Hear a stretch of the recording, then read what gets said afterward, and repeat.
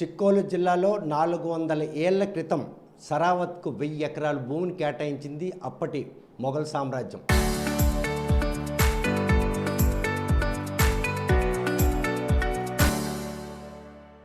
ఆ భూముల సంరక్షణలో ఈరోజు ప్రస్తుతం బావాజీ మఠం వారికి సంరక్షణగా ఉన్నారు. శ్రీకాకుళం అదేవిధంగా ఆమదాల వలస నియోజకవర్గాల మధ్యన 16వ నెంబర్ జాతీయ రహదారి పక్కన కోట్లాది రూపాయలు విలువ చేసే 200 ఎకరాల భూమి ఈరోజు అన్యాక్రాంతం అవుతుంది. అందులో సుమారు 4 ఎకరాల భూమిని బలవంతంగా సేకరించి ఈరోజు అక్రమ లేఅవుట్ వేయడంతో పాటు నిర్మాణాలు చేపడుతున్నారు స్థానిక ఎమ్మెల్యే కోన రవికుమార్. ఆ భూమిని ముందే కొనుగోలు చేసినటువంటి రియల్ ఎస్టేట్ వ్యాపారి సనపల నారాయణమూర్తి మనతో ఉన్నారు. చూస్తే కనుక ఈ బావాజీ మఠం భూములు మీకు ఎలా దఖలయ్యాయి, ఆ దఖలైన తర్వాత మీ దగ్గర నుండి ఎలా చేజారు? బావాజీ గారు మా పూరిలో ఉండేవారు. ఆయన దగ్గరికి వెళ్ళి 2020లో అగ్రిమెంట్ పొందాం. అగ్రిమెంట్ పొందిన తర్వాత ఆయనకి మాకు కమిట్మెంట్ అయ్యాక అమౌంట్ ఇచ్చిన తర్వాత ఇదిగోండి ఆయన ఇచ్చిన అగ్రిమెంట్ తర్వాత వాళ్ళకి మాకు ఒప్పంద పత్రాలు కూడా తీసుకోవడం జరిగింది. దీన్ని ఏమనుకున్నామంటే కోన రవికుమార్ గారు నారాయణరావు నువ్వు అట్ట వెళ్ళొద్దు, నువ్వు ఆగు, నేనేదో సెటిల్ చేస్తానని చెప్తూ ఈ వేళకి 6 మాసాలు అవుతుంది నన్ను కౌరు పెట్టి మాట్లాడి నేను న్యాయం చేస్తానని చెబుతూ 6 నెలలు అవుతుంది. 6 నెలల నుంచి ఈరోజు వరకు కూడా నాది ఏది సెటిల్ చేయలేదు. పోతే అందులో సిమెంట్ రోడ్లు కాలువలు ఏవో వేయడం జరిగింది. అది ఎందుకు ఇలా చేస్తారో నాకు తేలకుండా ఎందుకంటే చెట్లుగా అవ్వకుండా మీరు ఇలా చేస్తారని అంటే లేదన్నట్టు ఇలా టైం లాక్ వచ్చారు. అందుకని మొన్న నేను సైట్లోకి వెళ్ళడం జరిగింది. సైట్లోకి వెళ్ళి ఆపమని చెప్పడం జరిగింది. ఆపారు, ప్రజైతే పయించారు. ఇప్పటికి ఈ రోజు వరకు కూడా నాకు అన్యాయం జరిగిందని ఉద్దేశంతో మీ ముందుకు రావడం జరిగింది. అప్పట్లోగా ఎన్ని ఎకరాల భూమిని ఇవి మఠం భూములు ఇవి ఆ కొనుగోలులో మఠానికి సంబంధించిన ఎవరు మీకు ఈరోజు ఎంత మహాంతి బాబాజీ అని ఆయన ఎవరైతే పీఠాధిపతి ఉన్నాడో ఆయనకి మేము డబ్బులు ఇచ్చి కొనుక్కున్న తర్వాత ఇదిగోండి ఒప్పంద పత్రాలు, ఇదిగోండి. సో ఈ ఒప్పంద పత్రాలు మీ చేతిలో ఉన్నప్పటికి కూడాను కోన రవికుమార్ మిమ్మల్ని పిలిపించారా, లేకపోతే మీరు కోన రవికుమార్ దగ్గరికి వెళ్ళి? కోన రవికుమార్ గారు నేను కూర్చొని కొన్ని విషయాలు మాట్లాడేటప్పుడు ఈ విషయం వచ్చేటప్పుడు నాది కూడా ఉండిపోయింది సార్ అని అంటే లేదురా నీది సెటిల్ చేస్తాను, నీకు న్యాయం చేస్తాను, నా ఒకటి వెళ్ళొద్దురా అని చెప్పడం జరిగింది. ఆ ఉద్దేశంతో మనం ఇన్నాళ్ళు కూడా వెళ్ళలేదు. ఏ రోజుకి నాదే డబ్బులు కదా పెద్ద అమౌంట్లు ఉండిపోయి అందుకని ఉద్దేశించి ఈరోజు మొన్న 4 రోజులు కూడా తిరగడం అవుతుంది. ఈరోజు కూడా ఆయన స్పందించలేదు. ఏం చదువుతుంది మంచి సెడ్ అని కూడా ఏమనలేదు. కానీ ఒక రియల్ ఎస్టేట్ వ్యాపారిగా కొనుగోలు చేసిన తర్వాత చాలామంది మీ దగ్గర కూడా సైట్లు వాళ్ళ పరిస్థితి నేను డిస్టర్బ్ అవుతాను, రోడ్డు ఎక్కిపోయాను, నాకు అవమానం జరుగుతుంది, డిస్టర్బ్ అవుతాను. 10 మంది డబ్బులు ఇచ్చి ఉన్నారు నన్ను నమ్మి, నా వాళ్ళు ఈరోజు నన్ను రోడ్డు మీదకి పెట్టి లాగేశారు. డిస్టర్బ్ అవుతున్నా, 100% డిస్టర్బ్ అవుతున్నాను. కానీ మీ దగ్గర నుండి మీకు నేను సెటిల్ చేస్తానని చెప్పిన తర్వాత ఈరోజు సుమారు 52 ప్లాట్లు మందస సబ్ రిజిస్టర్ ఆఫీసులో రిజిస్టర్ చేసి సబ్ రిజిస్టర్ ఆఫీసులో చేసుకున్నది అది వేరే పార్టీ, అది మేము కాదు, అది వేరే పార్టీ. వాళ్ళ అమౌంట్ కూడా కొంత ఉంది, వాళ్ళు కూడా మోసపోయారు. ఈరోజు వాళ్ళది కూడా ఏమీ తేలలేదు, మాది తేలలేదు. వాళ్ళనే ఇంకెవరున్నారో మనకు తెలియదు. తెలిసేదైతే వాళ్ళు ఒక అమ్మాయి అన్న ఆయన ఏదో చేసాడని బోగట ఉంది ఈ రోజుకి. అలానే రెడ్డి చిరంజీవి కోర్టులో ఉంది. రెడ్డి చిరంజీవి గారు బాబాజీ గారి మీద కోర్టులో ఉంది. కోర్టులో ఉండేటప్పుడు ఏంటంటే ఆ రోజు కూడా మమ్మల్ని నమ్మించి మోసించాడు. ఏమని నేను రెడ్డి చిరంజీవితో తేల్చుకుంటానంటూ నాకు ఒప్పందం పత్రాలు రాసి ఇవ్వడం జరిగింది. బావాజీ మఠం పెద్దలు బావాజీ పెద్దలు మా కోర్టులో కేసు ఉంది. కోర్టులో కేసు మేము మాట్లాడుకొని తీసిన తర్వాత నీకు హ్యాండ్ ఓవర్ చేస్తామని అంటూ నాకు ఒప్పంద పత్రాలు ఇవ్వడం జరిగింది. ఈ 4 ఎకరాల విస్తీర్ణంలో ఎంతమందికి ఈ ఫ్లాట్లుగా విడదీసి మీరు అమ్మేందుకు ప్రక్రియ చేపట్టారు? అప్పట్లో 10-15 మంది కాడ అడ్వాన్స్ రూపంగా తీసుకోవడం జరిగింది. ఈరోజు భూమి లేదు అనేసరికి ప్రతి ఒక్కరు నా మీద ఒత్తిడి తెచ్చి డిస్టర్బెన్స్ చేస్తున్నారు, మా అవమాన పాలు అవుతున్నాను. అవి మఠం భూములు కారు చౌకగా వస్తాయని కొంతమంది మీకు ఆకర్షితులు కావచ్చు. సెంటు ఏ మేరకు మీరు విక్రయాలు చేయాలి? నేను సెంటు ఆ రోజు 1,30,000 రూపాయల రేటు నేను కొన్నాను. ఆ రోజు ఉన్న రేటు ప్రకారంగా నేను 3,50 పెట్టి అమ్మాను. ఈరోజు 6 లక్షలు అంటారు, 5 లక్షలు అంటారు, 7 లక్షలు అంటారు ఈరోజు అన్నది. ఆ రోజు అయితే నేను 3,50 పెట్టి అగ్రిమెంట్లు ఇవ్వడం జరిగింది. ఆ రోజు నేను కొనిబడి ఇదిగో 1,30,000 రూపాయల రేటు ఆ రోజు కొనిబడి 2020లో. ఈరోజు ఏం జరిగిందంటే గత 5-6 సంవత్సరాలు పెట్టి గొల్లు గొడవ అవుతూనే ఉన్నది. ఈయన వచ్చారు నీకు ఎందుకంటే నేను తెలుస్తానన్నారని ఉద్దేశంతో మనం సైట్లోకి వెళ్ళలేదు.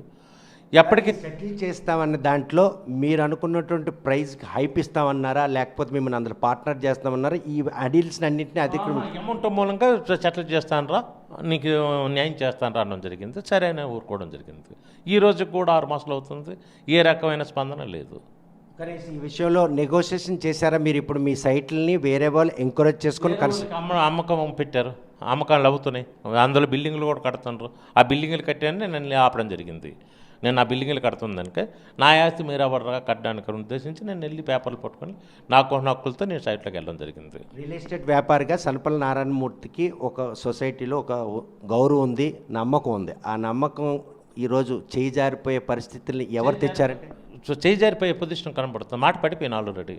మేము ఇప్పుడు రవి గారు అన్న ఉద్దేశంతో ఇన్నాళ్ళు ఆయన ఇస్తారు, నేను ఏదో సెటిల్ చేస్తానన్న మాటకు వచ్చాను. ఈ రోజుకి వీళ్ళు కూడా ఏమవుతాను, అక్కడ పెట్టుబడులు పెట్టుకునే వాళ్ళు ఎన్నాళ్ళు ఎలా చేస్తావు, అసలు నీ ఆలోచన ఏంటి అని నాకు ఒత్తిడి పెరుగుతుంది. సరే నేను ఏదో ఇచ్చాను కదా, వస్తుంది కదా, మనకు కూడా నమ్మి ఉన్నారు కదా, నేను కూడా వాళ్ళది వాళ్ళకి ఇచ్చేద్దాం అన్న ఆలోచనతో ఈ రోజుకే ఉన్నాను. కాకపోతే పబ్లిక్ వాళ్ళు ఊరుకోదు కదా. దాని నుంచి నేను బాగా ట్రబుల్ మేము ముందుకు రావడం జరిగింది. ఇప్పటికైనా కూడాను కోన రవికుమార్ ఇచ్చిన మాట నిలబెట్టుకుంటాడని ఆశతో ఉన్నారా నారాయణమూర్తి?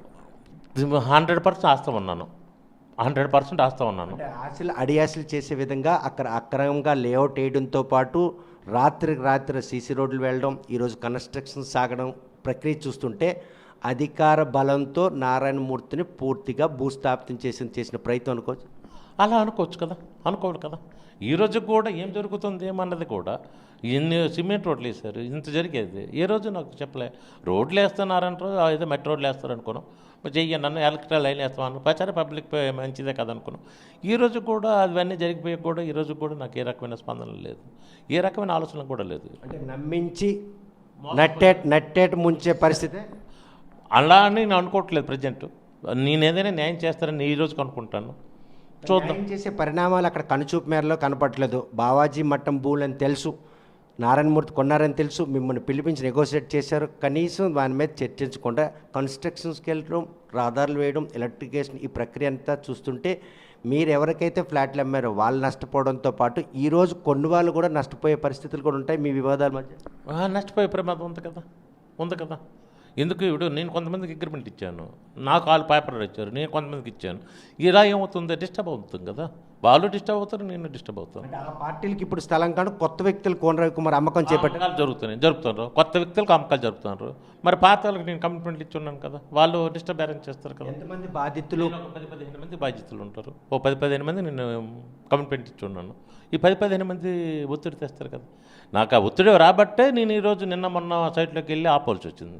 నాకు ఒత్తిడి లేకపోతే నేను వెళ్ళవలసిన పని లేదు కదా. చేస్తున్న ప్రయత్నంలో ఈరోజు బెదిరింపులు, పోలీసుల తాలూకు వేధింపులు కూడా మిమ్మల్ని వెంటాడే పరిస్థితులు నేను క్షేత్రస్థాయిలో చూసాం. మీ ఎసెట్ అది, మీరు క్షేత్రస్థాయిలోకి వెళ్ళినా కూడాను ఈరోజు మీకు ఒక థ్రెట్ పొంచి ఉందంటే? థ్రెట్ ఏం లేదు, ఎవరో ఒక కంప్లైంట్ ఇచ్చారు, సైట్లో పోలీసులు రావడం జరిగింది. మీరు ఎవరు ఏంటంటే నేను నా ఆస్తి నా హక్కు ఉంది కాబట్టి నేను రావడం జరిగిందని పోలీసులతో సమాధానం చెప్పడం జరిగింది. సరే మీకు ఏ పేపర్లు ఉంటే కోర్టులో చూసుకోమని అనడం జరిగింది. సరే అనుకోండి మన లేచి వచ్చేది జరిగింది. తర్వాత ఎవరో కంప్లైంట్ అయితే 100 కాల్ చేసి సైట్లో పంపించారు. ఈ పరిణామాలన్నీ కూడాను నారాయణమూర్తికి థ్రెట్ పొంచి ఉందన్నటువంటి భయం మీలో భయం ఉన్నట్టే కదా. మరి పోలీసులు వచ్చారంటే అర్థం ఏంటి? మరి నన్ను బెదిరించినట్టే కదా. అంటే ఇప్పుడు రెడ్డి చిరంజీవి ఆల్రెడీగా మఠం పెద్దలతో కోర్టులో వివాదం ఉన్నటువంటి స్థలాన్ని మీరైతే కొనుగోలు చేయడం జరిగింది. అది ఎవరైతే అమ్మిన వాళ్ళు మీకు నమ్మబలికించారు. కానీ వివాదంలో ఉన్నట్టు ఈ స్థలానికి సంబంధించినటువంటి హడిల్స్ని అతిక్రమించి మీకు అంటే ఎంతైతే ఇస్తానన్న కోన రవికుమార్ ఏం కమిట్మెంట్ ఇచ్చారు?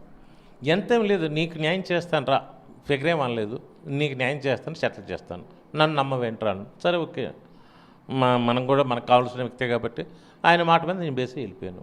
కొనుగోలు చేసిన తర్వాత గత ప్రభుత్వ హయాంలో కూడా ఈ స్థలం పైన మాజీ స్పీకర్ తాలూకు పెద్దలతో కూడా కొన్ని ప్రాబ్లం వివాద పడ్డాను.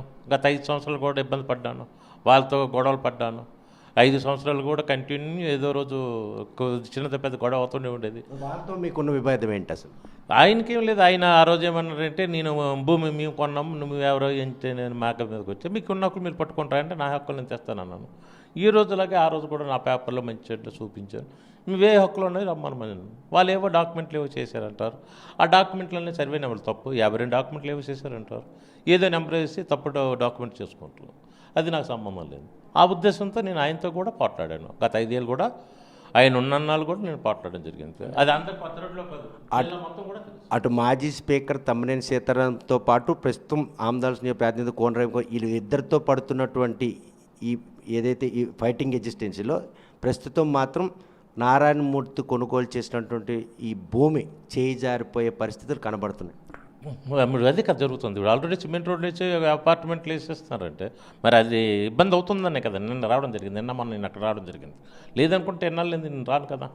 మరి అలాంటివి జరుగుతున్నాయనే ఉద్దేశంతో నేను రావడం జరిగింది. ఇప్పుడు మీ దగ్గర రెడ్డి చిరంజీవి కూడా మోసపోయారు. రెడ్డి చిరంజీవి కూడా ఏమన్నారు నాకు ఆ రోజు ఎవరైతే బాబాజీ గారు అని ఆయన ఉన్నారో నేను ఆయనక్కడ ఏదో అమౌంట్ తెచ్చాను, ఆయన దానికి మేము కోర్టులో తగు ఉంది, కోర్టులో తగ్గు కూడా మేము తేల్చుకొని నీకు చేతులు చేసేస్తామని మాకు ఒప్పంద పత్రాలను ఒకసారి కోర్టులో వివాదం ఉన్నది తెలుసు కూడా వివాదం నేను కోర్టులో సెటిల్ చేసేస్తామంటే ఒప్పందం. ఆయన ఎవరు ఏవైతే బాబాజీ గారు ఉన్నారో ఆ కోర్టులో ఉన్న తగు తేల్చుకుంటూ నీకు అప్పచెప్తామనేది మాకు సెటిల్మెంట్. మరి అలానే ఆయన చనిపోయాడు. వాళ్ళ అబ్బాయి ఉన్నాడు. వాళ్ళ అబ్బాయి ఉన్నప్పుడు ఏమంటాడు అది నాది నీదో అంటాడు. అది ఎవడది బాబాజీ మఠం ఉంది. సరే ఏది జరిగేటప్పటికి ఆలోచించుకోవడానికి లేదు కదా, ఏదో తేలుస్తామన్నారు కదా, ఆ ఉద్దేశంతో మనం ముందుకు వెళ్ళడం జరిగింది. కానీ ఈ తేలుస్తారన్న విషయంలో కోన రవికుమార్ ఇచ్చినటువంటి భరోసా నారాయణమూర్తికి ఏంటంటే నారాయణమూర్తికి ఏమంటే ఈయన ఎమ్మెల్యేగా గెలిచిన తర్వాత నేను ఎప్పుడైతే గత 5 ఏళ్ళ నుంచి గొడవ పడతానో అందరికీ తెలిసిన విషయం. ఈ 5 ఏళ్ళని పడుతుండేటప్పుడు మరెందుకరా గొడవలతో నీ డబ్బులు ఏదో పెట్టా కదా నీ పెట్టుబడికి వెనక్కి పంపించేస్తాను, నువ్వు మరి అందులో గొడవలు పెట్టుకుని ఎన్నాళ్ళు ఉంటారంటే సరే అని చెప్పేసి మన ఆయన పెద్ద ఆయనకి గౌరవం ఇచ్చి తగ్గడం జరిగింది. ఈ రోజుకి ఎందుకు రోడ్డుకు వచ్చాను అనుకుంటే ఈ రోజు కూడా నా అమౌంట్ అనేది తేల్చలేదు కాబట్టి రోడ్డుకు రావాల్సి వచ్చింది. లేకపోతే నేను రోడ్డుకు రావాల్సిన పని లేదు కదా. తేల్చే ఉద్దేశం లేకనే అక్కడ దుందుడుకు చెరిగా కట్టడాలతో పాటు రోడ్ల నిర్మాణాలు చేపట్టే పరిస్థితి ఏమన్నది ఆయన మనసులో ఉన్నది మనకు తెలియదు కదా. నాకేం చెప్పుకొచ్చారు ఫిబ్రవరిలో అమౌంట్ ఏదో తెరుస్తారు అన్నారు. ఫిబ్రవరి అయిపోయింది, మార్చి అయిపోయింది, ఏప్రిల్ అయిపోయింది, ఈరోజు కన్స్ట్రక్షన్ స్టార్ట్ అవుతుంది. మరి ఎన్నాళ్ళు ఎలా? ఓవైపు ఆయన చేస్తున్న ఆకృతిలో మీ దగ్గర కొనుగోలు చేసిన కూడా ఈరోజు డబ్బులు పోయానంటే భయం వాళ్ళు కూడా ఏర్పడుతుంది కదా. నేను ఎక్కడ డబ్బులు పెట్టేసి ఉన్నాను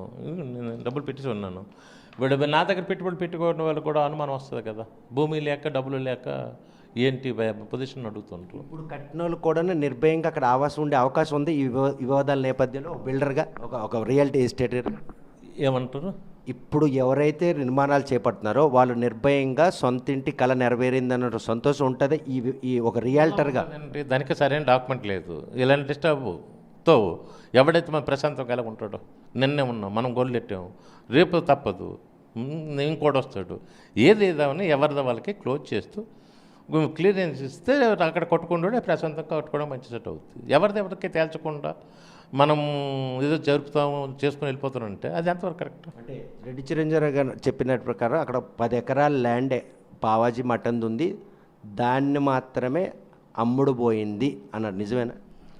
10 ఎకరాలు అన్నది అమ్ముడు పోయింది. 10 ఎకరాల్లో ఇప్పుడు అక్కడ నిలబడేది ఏది ఒక 4 ఎకరాలు మాత్రమే మిగిలే ఉన్నది. ఆ 4 ఎకరాలు కూడా ఈరోజు క్లోజ్ అయిపోయారు, ఒక సూచనలు కనబడుతున్నాయి. ఇవి ఆ ల్యాండ్ మీద ఇప్పుడు రోడ్లు కట్టేశారు. ఆ రోడ్లు కూడా ఎలా వేసారు అనేది కూడా నాకే అర్థం కావట్లేదు. డెవలప్ లేకుండా ఎలా రోడ్లు వేస్తాం? రోడ్లు వేయడానికి లేదు కదా. మరి ఏ ఉద్దేశంతో వేసారో తెలియదు. సరే పబ్లిక్ మంచిగా చేస్తాం అనుకుంటాం.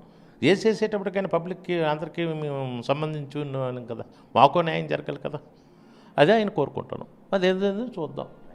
చూస్తే కనుక ప్రస్తుతం బావాజీ మఠం భూములు 2020లో 1,30,000 రూపాయల సెంట్ లెక్క కొనుగోలు చేసి 15 మందికి ఈరోజు ఫ్లాట్ల రూపంలో విక్రయించినటువంటి సనపల్లి నారాయణమూర్తికి వివాదాల్లో ఉన్నటువంటి ఆ భూమిని చేజిక్కించుకునేందుకే కోన రవికుమార్ ఆయన్ని కబురు పెట్టి వాటికి సంబంధించినటువంటి డాక్యుమెంట్లు కూడా తీసుకొని ఎంత ఇన్వెస్ట్ చేశారో ఆ ఇన్వెస్ట్మెంట్ నేను ఇస్తాను, తక్కిందంతా కూడా నేను అంటే దాన్ని రూపురేఖలు మారుస్తానని నమ్మబలికించారు.